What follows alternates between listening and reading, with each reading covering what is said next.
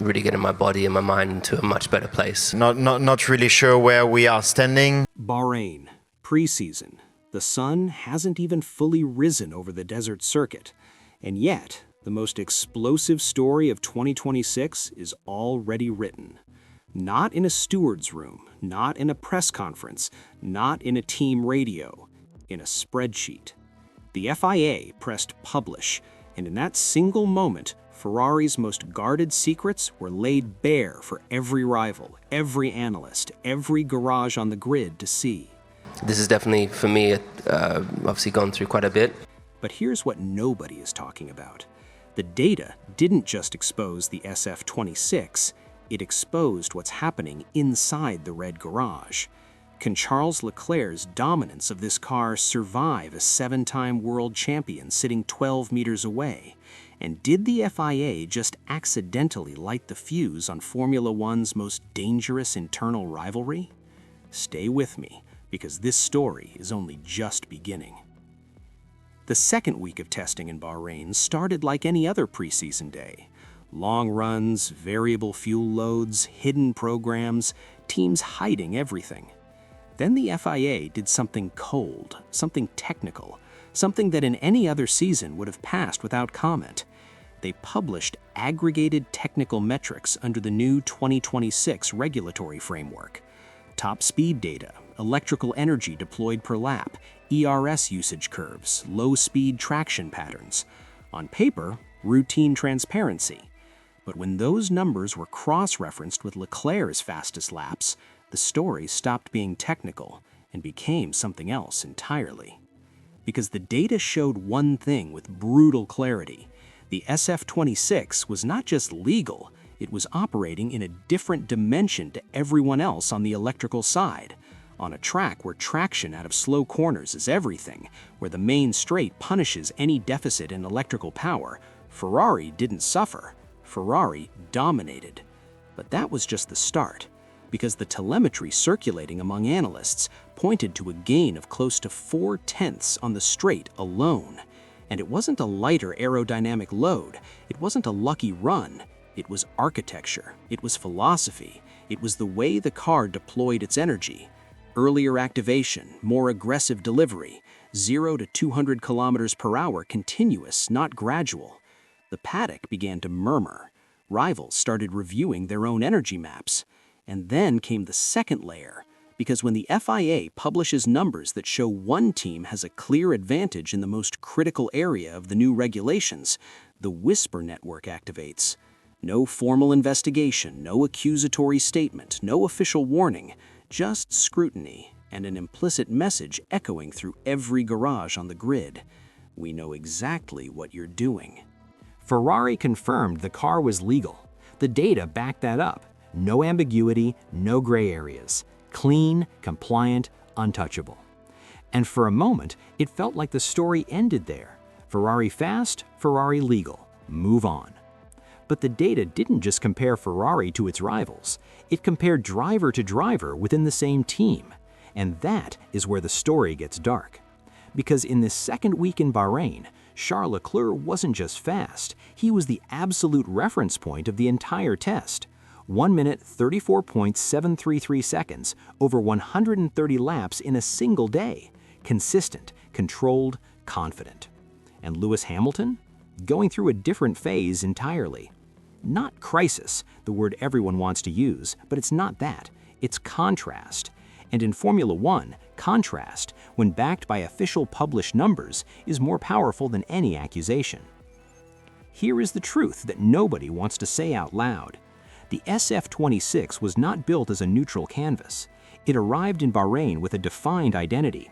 Early electrical deployment, aggressive traction out of slow corners, a character that rewards a specific driving style, surgical, precise, front-loaded in its energy delivery. And that character? It maps perfectly onto Charles Leclerc. His management of the deployment in those Bahrain sessions was described by analysts as surgical, early activation exiting slow corners, clean transition through acceleration, stability in the traction zones that matter most. This was not a nervous car being wrestled to the limit. This was a car under complete control. And the FIA's published metrics proved it. Not with opinion, not with sensation, but with figures.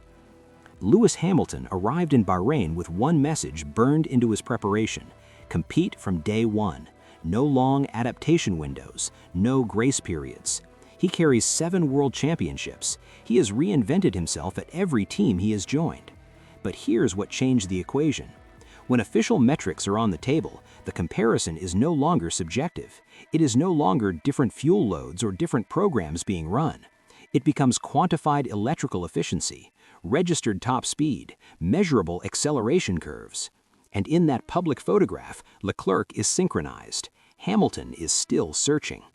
Ferrari didn't sign Hamilton to search, they signed him to lead. This isn't just about 1 week of testing data. The consequences stretch further, deeper. First, the external pressure. Red Bull, Mercedes, McLaren, they now know exactly where Ferrari's strength lives. Low-speed traction, electrical deployment efficiency, sustained acceleration under downforce load. That combination is not common. Normally, gaining in one area costs you in another. Not here, not with this car. That means rivals cannot simply react. They must understand, rebuild, and develop. And time in Formula One is the most finite resource in existence. Second, the internal pressure inside Ferrari. The driver who masters a car first in a development cycle sets its direction. They mark the sensations. They build the trust with the engineers. They become the compass. Right now, that compass points to Leclerc. Third, and most critically, the FIA's decision to publish these metrics has permanently changed the nature of scrutiny in 2026. Transparency without intervention. Observation without sanction. This wasn't just a race warning. This was a signal to the entire grid. The era of hiding in plain sight is over. So where does this go? Scenario 1, Leclerc locks in this advantage. The SF26's electrical architecture holds through race conditions. Real fuel, real traffic, open strategy. Ferrari don't just win races, they dismantle the grid's confidence before summer. Scenario 2, Hamilton adapts, because he always does. He deciphers the car's identity, bends it toward his own instincts, and by Monaco, the internal photograph looks completely different. The data shifts, and Ferrari faces a different kind of problem. 2 drivers who are equally fast and equally hungry. Scenario 3, rivals crack the code. Mercedes, Red Bull, McLaren. They study those published FIA metrics obsessively and find a counter. Ferrari's winter advantage evaporates under the heat of a real season, and suddenly the SF26's early promise becomes the most dangerous kind of pressure. The kind that arrives with expectations already written. The FIA didn't sanction Ferrari. They didn't need to. They published numbers, and numbers tell stories that press releases never will. Is the SF26's electrical superiority a genuine structural advantage or a pre-season illusion that race conditions will expose? And inside that red garage, has the hierarchy already been written before a single championship point is scored? One thing is certain.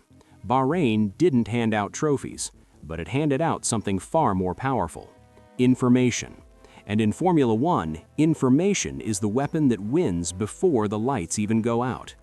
If you made it this far, you already know, this season isn't about who's fastest, it's about who survives the data. So tell me, is Ferrari's advantage real, or is the greatest threat to the Scuderia already sitting in their second seat?